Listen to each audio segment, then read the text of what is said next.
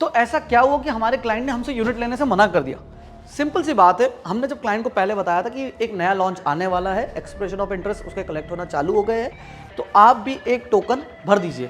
Client ने कहा हम लॉन्च पे देखेंगे। लॉन्च पे जब आए, प्रोजेक्ट पसंद था, जब आए, जिन्होंने लेट ईओआई दिया था उन्हीं को यूनिट नहीं मिला, तो जो लॉन्च पे आए उनको तो बिल्कुल नहीं मिल सकता था।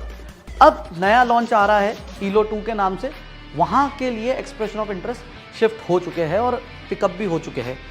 हुआ क्या, मैं सिंपल सी बात बताता हूँ। जब हमने बताया कि सर एक यूनिट है जो 6 लाख की, 6,20,000 की आ रही थी, क्लाइंट ने बोला मैं वेट करूँगा।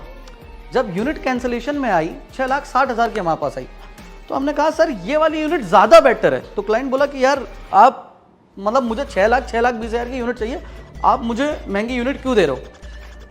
अब ये यूनिट क्यों बेटर थी मैं बताता हूँ। और ये यूनिट क्लाइंट को हमने समझाया, क्लाइंट के नहीं समझ में आया, मेरे खुद के एजेंट ने ये प्रॉपर्टी खरीद ली, लेकिन यूनिट एक्चुअल में कौन सी बेटर थी आप बताइए, कौन सी बेटर थी? अब ये जो यूनिट है जो 6 लाख के आसपास आ रही थी या 6,20 के आसपास आ रही थी, वो आ रही थी 525 स्क्वायर फीट की, जिसके अंदर आपको लिविंग डाइनिंग की साइज छोटी थी, बेडरूम की साइज छोटी थी और सिर्फ एक ही वॉशरूम था।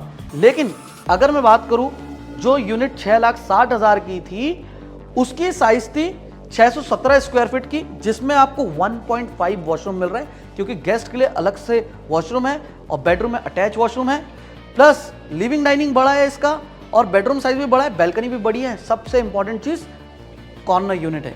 कॉर्नर यूनिट से मतलब आपको दोनों साइड से व्यू ओपन है।